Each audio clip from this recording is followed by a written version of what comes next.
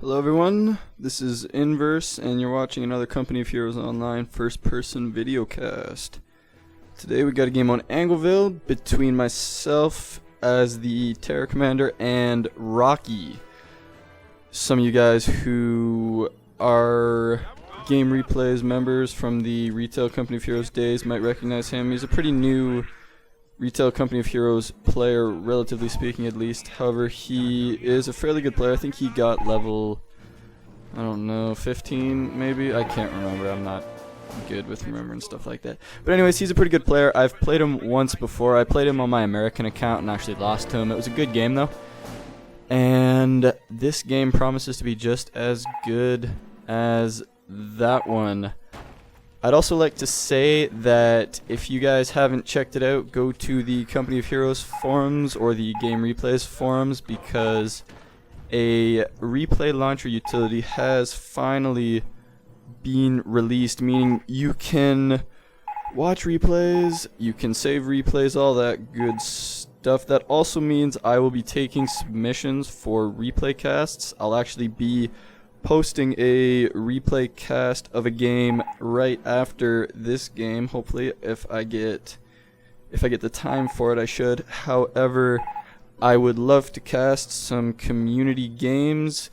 It'll be a great way for me to get some content before the game replay section is up, which should be happening soon, as well as the game replay shoutcasting section. So there'll be a lot more opportunities for you guys to cast games and for you guys to hear and watch some games from some different casters. Anyways, this match I will be going my usual opening, which is to get a Volk squad right away and then a bike. Bikes are great on Angleville because there's so much open space. It makes flanking fairly easy, and bikes do a great job defending against that because you can push flanking squads, you can whittle down the health of engineer squads and all that good stuff. I made a mistake right here, and I didn't put those field pioneers exactly in cover. You can see my opponent has the yellow shield up above him and my Pyos don't, and that's kind of a problem because normally my Pyos, I think I probably would have won that because he would have charged me. However, I wasn't really able to push him off because I was in such a bad spot there. On the left hand side, he's doing something really smart right there. Is when you see your opponent has a bike and you have one engineer squad against it, don't just run away right away, because if you micro your engineers properly, you can surround the bike and you can constantly run back and forth. And because the bike can't, or it doesn't have a reverse gear, it can't back up. So you can just keep running around it and he's not going to be able to do any damage to it. And if he keeps his bike around for too long, you're probably just going to kill it. He has a skilled Jeep, I think it was, which made me really happy because it wasn't an assault Jeep.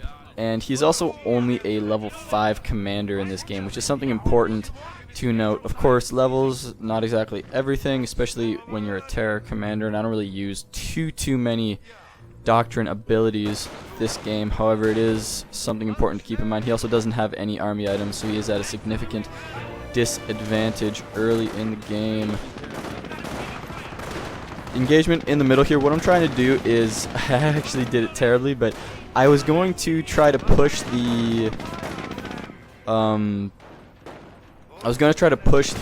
rifle squad away from cover in order to give my Volks Grenadiers a better chance at taking the rifles out. However, I accidentally, first of all, I forgot that, oh hey, there's a Jeep there, and that's going to do a lot of damage to my bike. And I also forgot, or actually, I also accidentally selected both my Volks and my bike there, so I actually lost that bike. That's not a huge blow, but it is a significant blow against a comparably skilled player because every unit counts. What I'm trying to do here in the middle is wire off the strap point. It's a pretty common tactic, especially on Angleville, because it is so hard to defend flanks as a Wehrmacht player, just because there's so much free space, and unless you wire off a lot, which is what I think I'm going to, if I'm not, no, not yet, but I will be wiring off more on the left-hand side in front of that fuel point. And the reason for this is it's good practice, and it really helps against flanks, because if you don't wire off, there are so many, you see some more wire right there, but there are so many avenues your opponent can approach from. He has a wide open front area. He has the opening on the right hand side that I am wiring off right now, or that I was wiring off before. He has the left hand side that I just sent my close combat Volks over to wire off, and he also has all down here, which is what you see right there, and you see me placing a mine right there. And the reason I placed a mine right there is I was actually watching Nystrom play Rocky right before Rocky got this game. I was watching Nystrom's broadcast rather, and Rocky went fast M8. And he didn't win, which should have been my first clue that he wasn't going to go fast M8 again, but I just wanted to defend against that.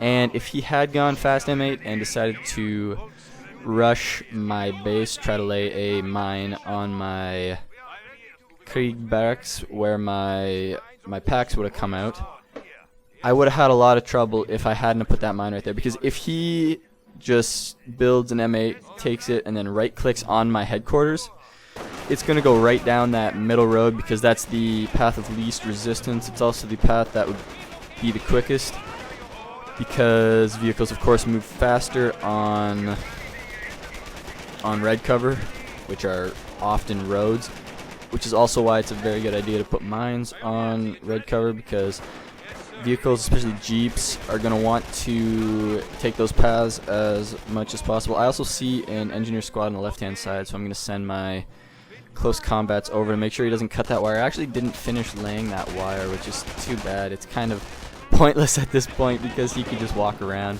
So I think I'll finish that up right now. This is actually a pretty uncomfortable position for me, because I know he has all his rifle squads around. I haven't been able to, I didn't force any of his rifle squads to retreat. You see there's a flanking squad right there, and right now I only have 2 Volks and a reinforcing Volks in my base, and I don't think I should be sending that reinforcing Volks out, but I'm not, because I'm a little rusty. I haven't been playing too much, had a lot of schoolwork. But anyways, what I'm doing right there is I am suppressing the flanking 2 squads, and once they were suppressed, I flipped my MG and set it to face where I knew he had a lot of rifles and a few engineers. And the reason I did this is because I had a close combat Volk squad charging, and the Volks would have been able to do a lot of damage to that suppressed squad, and furthermore, because they're already suppressed, it doesn't take much firepower to keep them suppressed. So that's always something good to note. Another good use for bikes early on is if you suppress a squad and you keep shooting at it with a bike or with any unit in tier 1, they're going to stay suppressed just because of the lowered suppression threshold while they are suppressed. So don't think you have to keep shooting at one target with an MG. Flip them around if you have threats coming from other directions and you only have one MG. It's a really cost-effective way to prevent a flank, and mine in the middle there kills 3 men on a rifle squad. I don't think it actually killed the squad because I didn't hear the "you have destroyed a squad" audio. However, my mine hits a Jeep. That is always a good thing to see. It's a very, whenever your opponent goes early Jeep or bike at all, always lay some mines on commonly trafficked areas, especially red cover, anything like that, because your opponent's vehicles are most likely going to drive down those areas, and mines one-shot bikes and Jeeps, even the assault Jeep with its entirely upgraded health bonuses.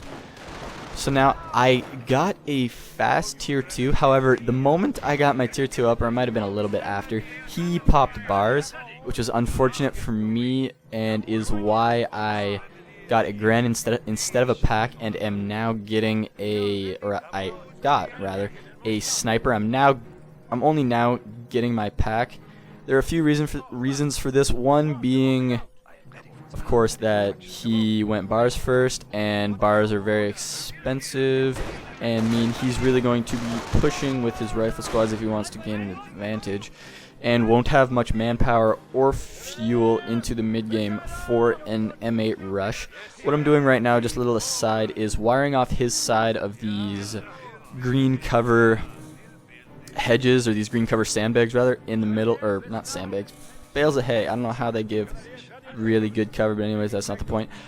I am wiring them off because if he's going to flank, that's a really popular spot and a really powerful spot for an American player to set up shop and to just kind of sit there and deal damage to my Volks. You see me finally finishing that wire on the left hand side. Sniper got a little out of position there, but I'm going to back him up safely, I think. I also have an MG in a pretty good position, so my sniper shouldn't have much problems. And what I'm going to do right now is my MG is suppressing that rifle squad, so I'm going to shoot the flanking squad. The reason for this, I probably didn't even have to do that because my infantry was set up in such a powerful position that he wasn't going to be able to break that flank anyways. Engineers down near my base, they have most likely laid a mine. It's a very peculiar spot for him to have idle engineers. So I'm assuming right now he has a mine. I think if I don't have one already, I'm going to be getting a minesweeper. And I am going to push him off so that he won't have that squad available for a flank. Actually, there is a mine right there. I do just barely miss it, however, which is very lucky for me. I'm getting that minesweeper right now. Also getting my Compcraft center. Reason for this